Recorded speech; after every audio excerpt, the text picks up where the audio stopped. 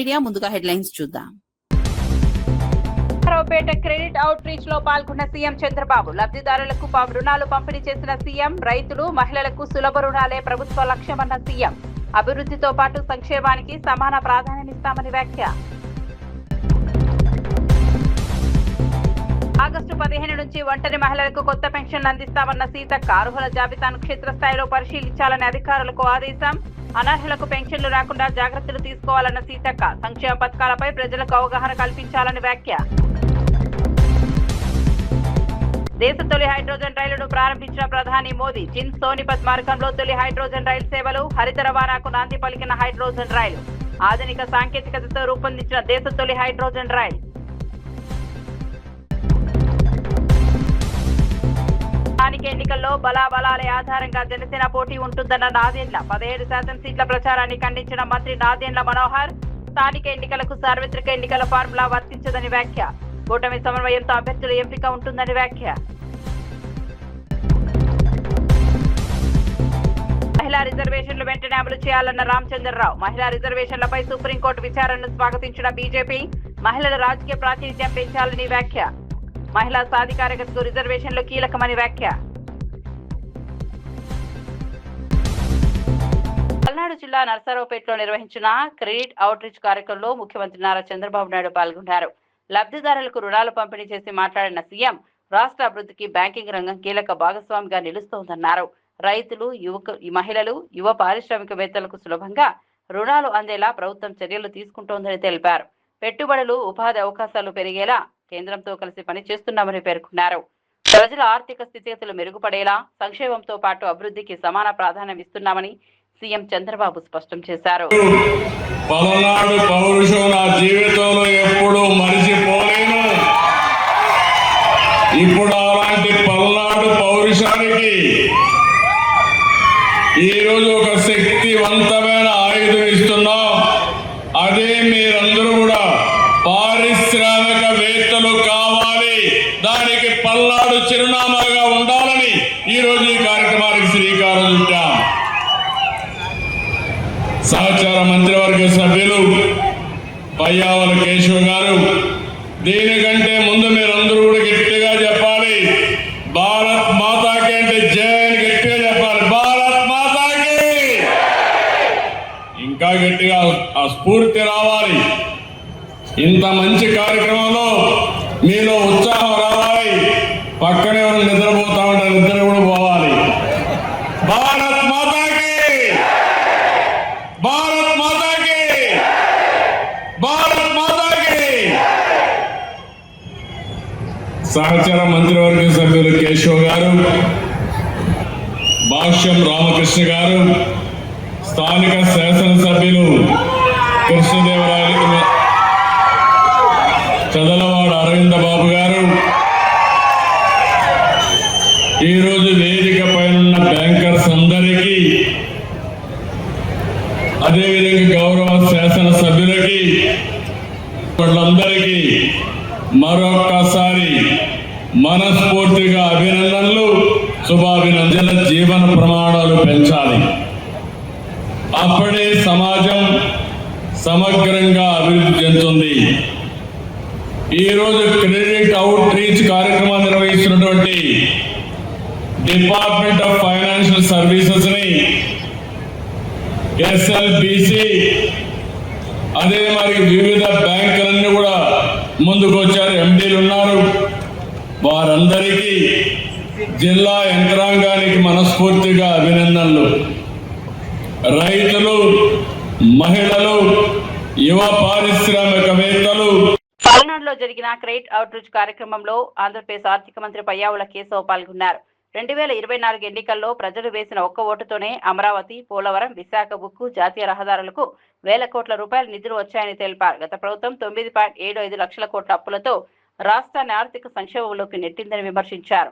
ప్రధానమంత్రి నరేంద్ర మోదీ, ముఖ్యమంత్రి చంద్రబాబు నాయుడు నాయకత్వంలోని డబుల్ ఇంజిన్ ప్రభుత్వం రాష్ట్రాన్ని మళ్లీ అభివృద్ధి బాట పట్టిస్తోందన్నారు. కేంద్ర ఆర్థిక మంత్రి నిర్మలా సీతారామన్ ఆంధ్రప్రదేశ్ అభివృద్ధికి పూర్తి సహకారం అందిస్తున్నారని మంత్రి పయ్యావుల కేశవ్ పేర్కొన్నారు. పురుషాల పోతుగడ్డ పల్నాడు యుద్ధాలతోటి రాజకీయాలతోటి నలిగిపోయినటువంటి కుటుంబాలు కుటుంబంలో మనుషుల్ని పోగొట్టుకున్నటువంటి వ్యక్తులు, ఆ వ్యక్తులతో రాజక్రీడను చేసినటువంటి పరిస్థితుల్ని మనం చూసాం. తమ రాజకీయాల కోసం ఈ ప్రాంత వైషమ్యాలను పెంచి పోషించినటువంటి రాజకీయ పార్టీలు ఒకవైపు ఉంటే, మరోవైపు వాళ్ళ కూటమిని చూస్తా ఉన్నాం. ఈ రాష్ట్రం అభివృద్ధి చెందాలి, ఈ ప్రాంతం అభివృద్ధి చెందాలి, ప్రతి కుటుంబము అభివృద్ధి చెందాలి అని ఢిల్లీ నుంచి గల్లీ దాకా కూడా మన ముందుకు కదిలొచ్చి ప్రతి కుటుంబానికి లబ్ధి జరిగేలా 1,00,000 కుటుంబాలకు 3,000 కోట్ల రూపాయల్ని అందించేటువంటి ఈ చారిత్రాత్మక కార్యక్రమం అనేటువంటిది నాడు పల్నాడు సీమలో బ్రహ్మనాయుడు ప్రారంభించినటువంటి చాపకూటి సిద్ధాంతాన్ని గుర్తు చేస్తుంది. సామాన్యుడికి సైతం అధికారాన్ని అందించేలా, ఆర్థిక పరిపుష్టిని చేకూర్చేలా చేపట్టినటువంటి ఈ కార్యక్రమం పల్నాడులోనే కాదు, ఈ ఆంధ్ర రాష్ట్ర చరిత్రలోనే ఓ మైలురాయిగా మారుతుంది అన్నటువంటి విషయాన్ని సందర్భంగా గుర్తు చేస్తా ఉన్నాం. మీ అందరికీ ఒకటే గుర్తు చేస్తా ఉన్నాం, డబుల్ ఇంజన్ సర్కార్ రాష్ట్రంలో వారసత్వంగా మనకు వచ్చింది.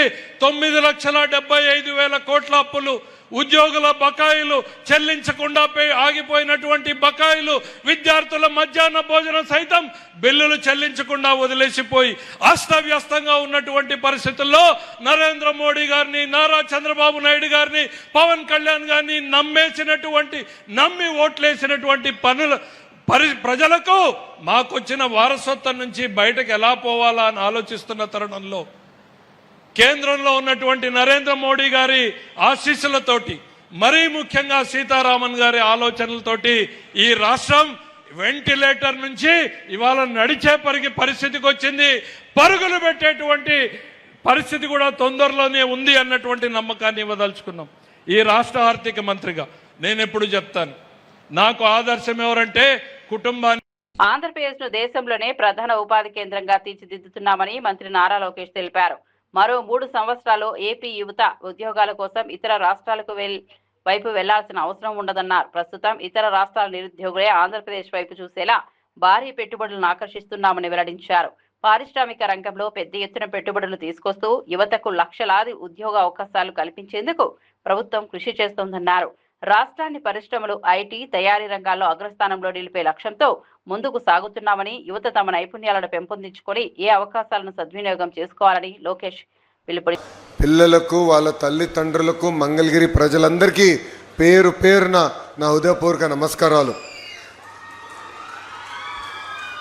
భారతదేశంలో అనేక సంస్థలు ఉన్నాయి. కేవలం ఒకే సంస్థ మొత్తం భారతదేశాన్ని కలుపుతుంది. ఆ సంస్థనే మన రైల్వేస్. ఇక్కడ చాలామంది మన జీవిత ప్రయాణంలో ట్రాక్ మీద నుంచిన వారు ఉన్నారు.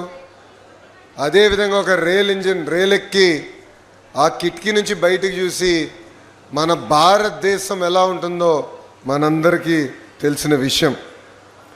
వాస్తవంగా చెప్పాలంటే భారతదేశ అభివృద్ధిలో రైల్వేస్ అనేది ఒక కీలకమైన పాత్ర వహిస్తుంది.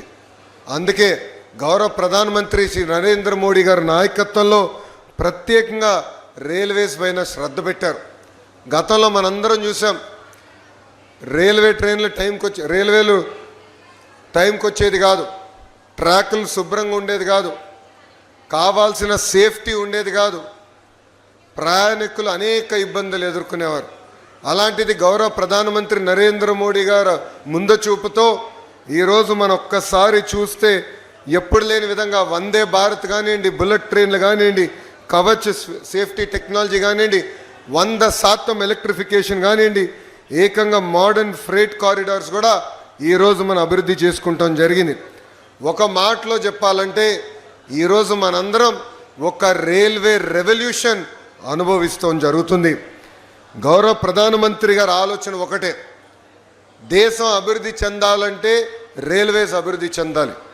అందుకే ఎవరు ఊహించిన సమయంలో ముంబై, అహ్మదాబాద్కి ఈరోజు భారతదేశం రైల్వే ట్రైన్ కూడా ఏర్పాటు చేసే ప్రక్రియలో ఉంది.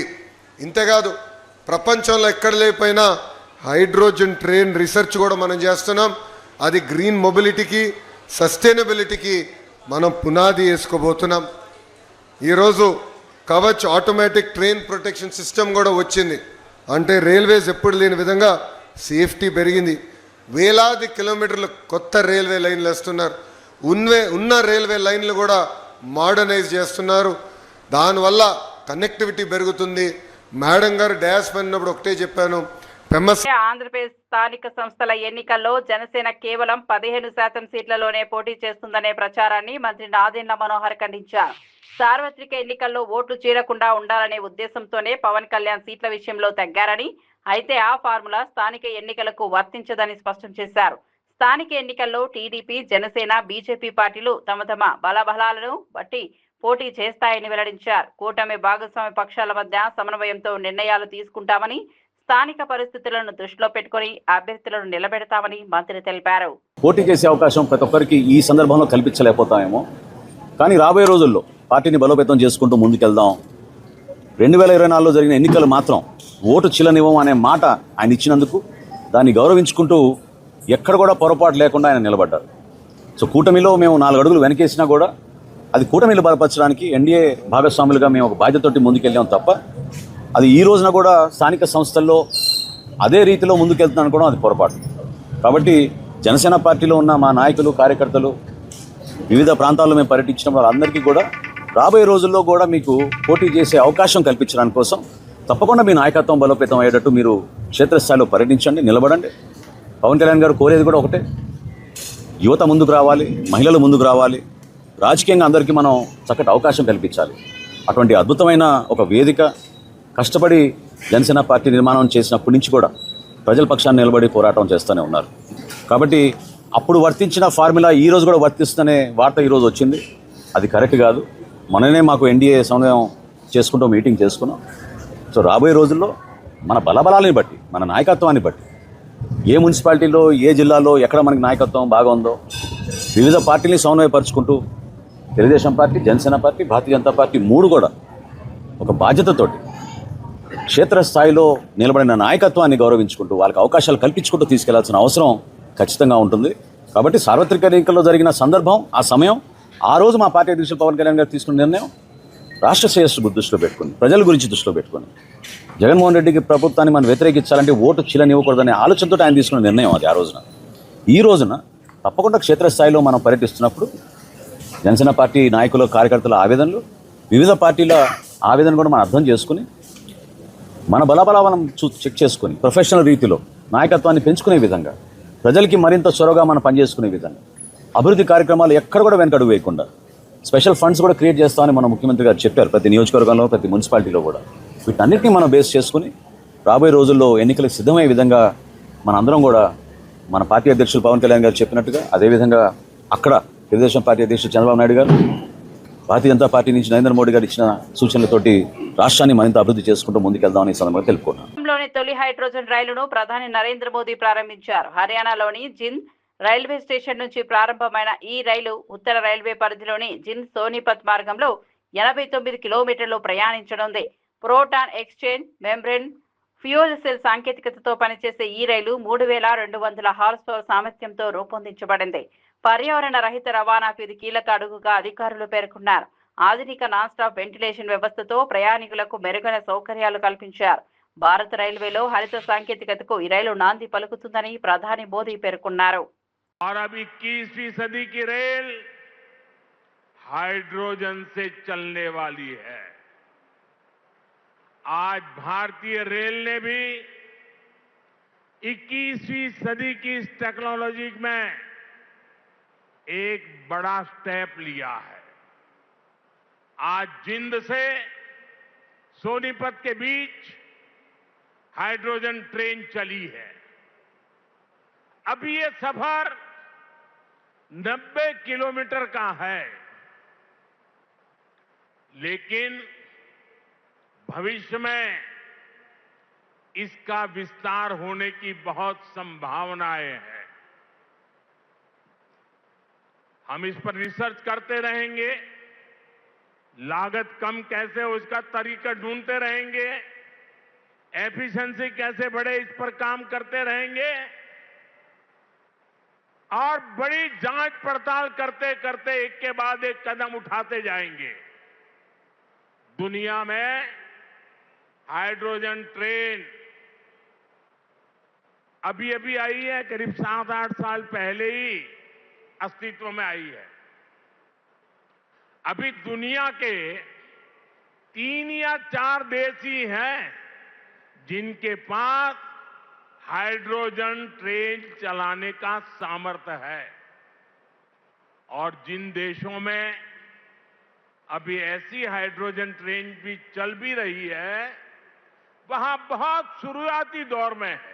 తెలంగాణలో ఆగస్టు 15 నుంచి ఒంటరి మహిళలకు కొత్త పెన్షన్లు అందజేయనున్నట్లు మంత్రి సీతక్క ప్రకటించారు. ములుగు జిల్లా పర్యటనలో అధికారులతో సమీక్ష నిర్వహించిన ఆమె అర్హుల వివరాలను క్షేత్రస్థాయిలో పూర్తి స్థాయిలో పరిశీలించాలని ఆదేశించారు. అర్హులెవరూ నష్టపోకుండా అనర్హుల జాబితాలో చేరకుండా జాగ్రత్తలు తీసుకోవాలని సూచించారు. ఇప్పటికే పెన్షన్ పొందుతున్న లబ్ధిదారులు మరణిస్తే వారి పేర్లను వెంటనే జాబితా నుంచి తొలగించాలని అధికారులకు స్పష్టం చేశారు.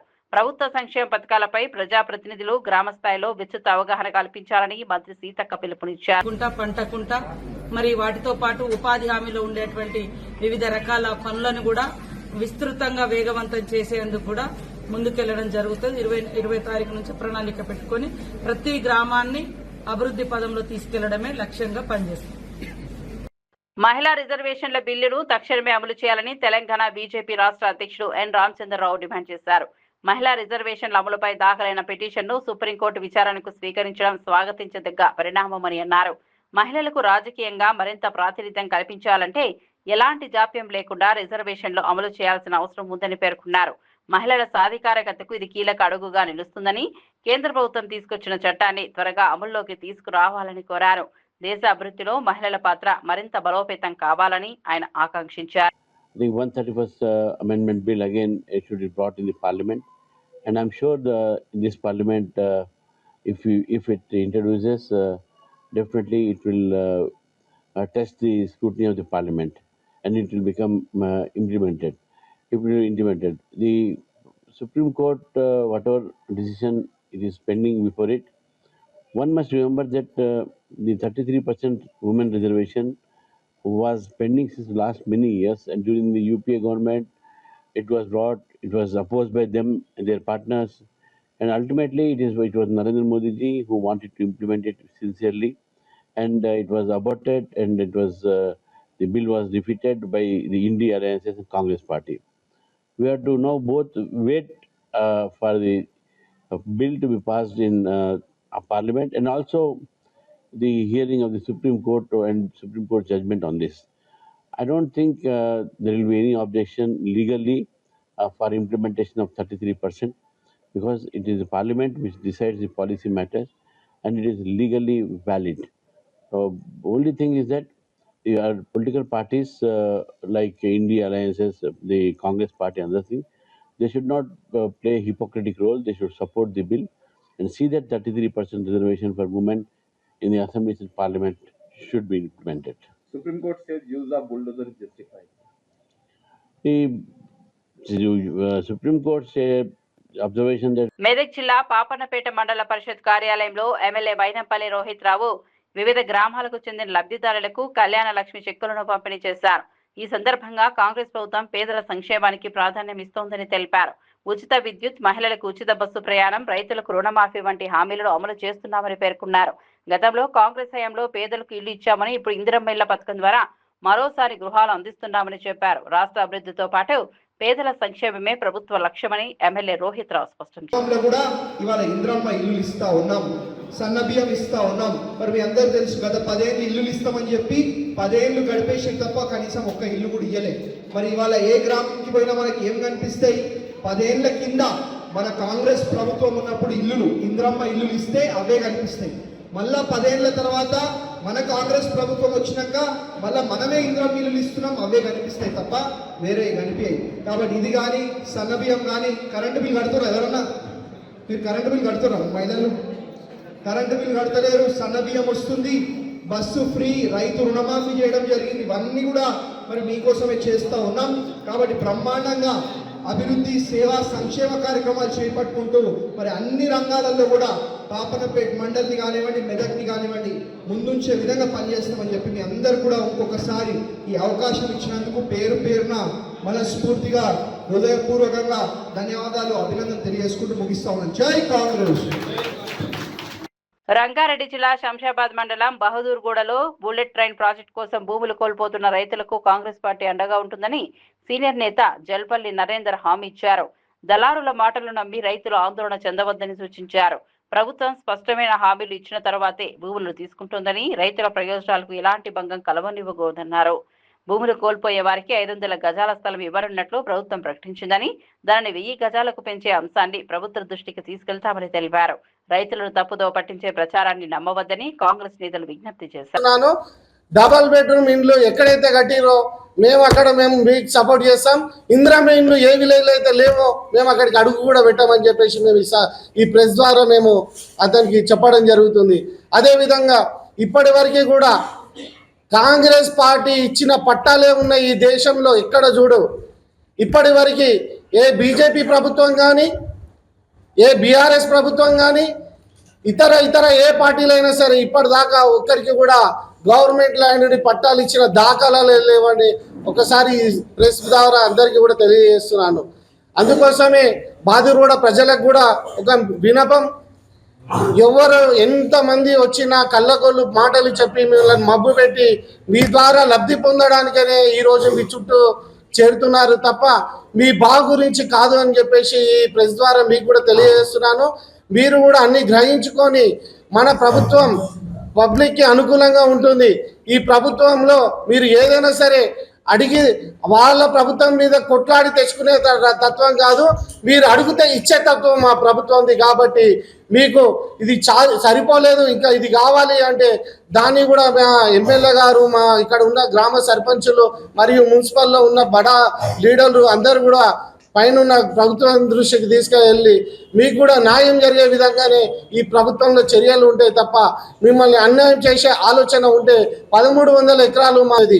కాకపోతే ఇక్కడ ఇన్ని సంవత్సరాల నుండి ఎక్కడ కూడా మీరు బాధపడద్దనే దృష్టిలో పెట్టుకొని మీకు 600 ఎకరాలు మీకు పట్టాలు ఇస్తూ మిగతా 600 ఎకరాలు పబ్లిక్ యూటిలిటీస్ గురించి వాడుతున్నారంటే ఆ 600 ఎకరాలు అయ్యే డెవలప్మెంట్ని దృష్టిలో పెట్టుకుంటే మీకు మిగతా 600 ఎకరాల్లో మీరు కానీ విని ఎరగనటువంటి డెవలప్మెంట్ మీరు ఈరోజు ఏదైతే భూమి పైన మా భూమి ఇంత వాల్యూ అని అంచనా వేసుకుంటున్నారో దానికి 10 నుండి 100 రెట్లు కూడా ఆ భూమికి ఉన్న భూమికి వాల్యూ అవుతుందని చెప్పేసి ఈ మీడియా ద్వారా మీకు అందరికీ తెలియజేస్తున్నాను.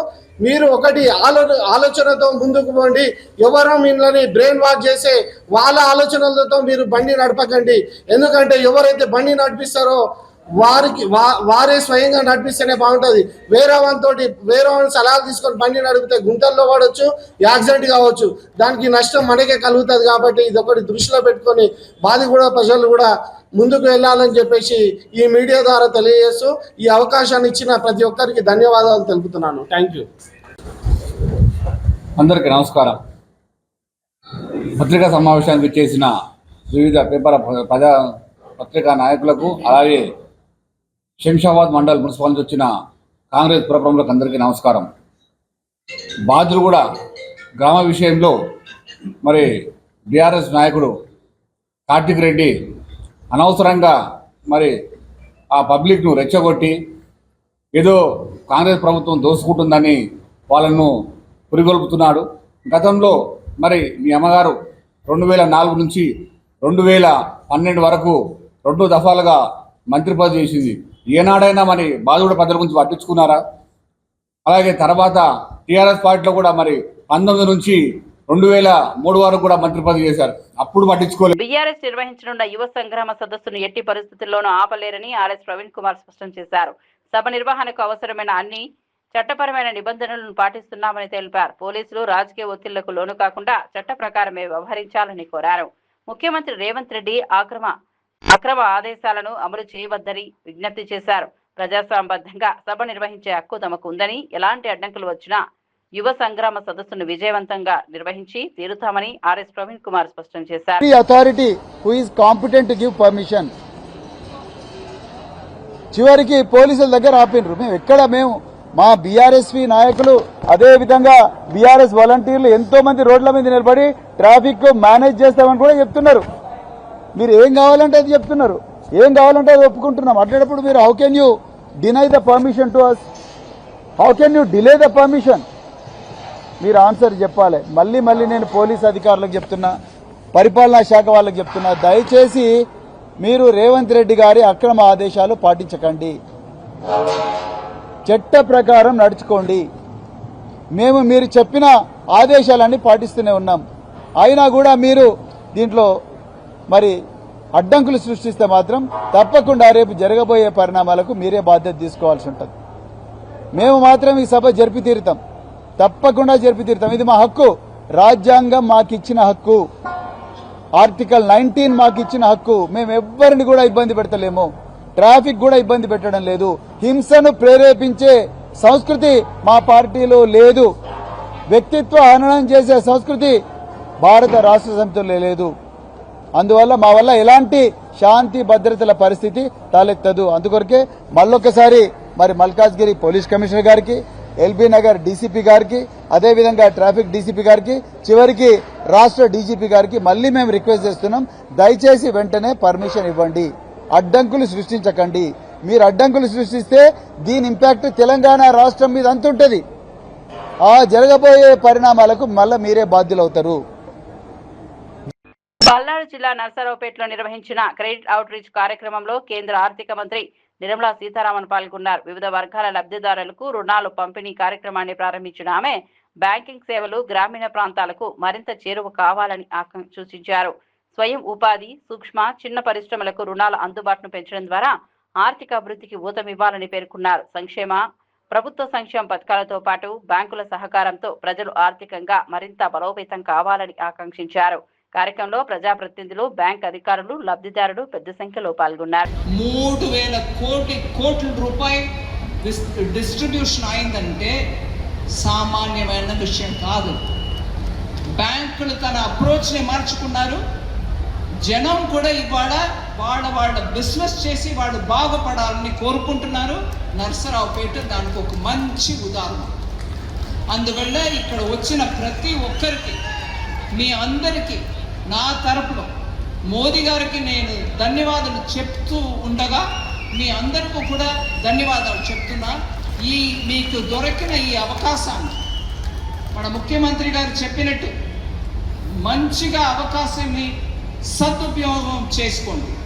ఈ బిజినెస్ని వృద్ధి చేసుకోవడానికి, ముందు తీసుకెళ్ళడానికి మీరు ఎంత ప్రయత్నం చేయాలో చేసి ఇంకా బ్యాంక్ మీకు అండదండగా ఉంటాయనే మాట నేను చెప్పి, మన భారతదేశం 2047 సంవత్సరం వచ్చినప్పటికీ మంచి డెవలప్డ్ దేశంగా ఉండాలి అనే వికసిత్ భారత్ అనే ప్రధానమంత్రి మోదీ గారు మన ముందు ఆదర్శం పెట్టారు.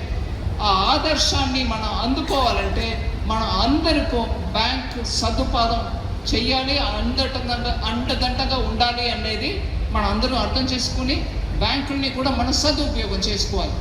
ఇంకా ఎక్కువ మీ సమయం తీసుకోకుండా ఇవాళ మా అందరికీ ఈ ఆపర్చునిటీ ఇచ్చి బ్యాంకులు మీ సేవ కొరకు మీ వద్ద వచ్చారు. వాళ్ళని అందరినీ కూడా మీరు సదుపయోగం చేసుకుని మీ కుటుంబాలతోటి ఈ భారతదేశాన్ని మంచి దేశంగా ఇంకా ముందు తీసుకెళ్ళడానికి మీరందరూ సదుపాయం చేయాలి, సహకారం అందించాలని కోరుకుంటూ భారత్ మాతాకి.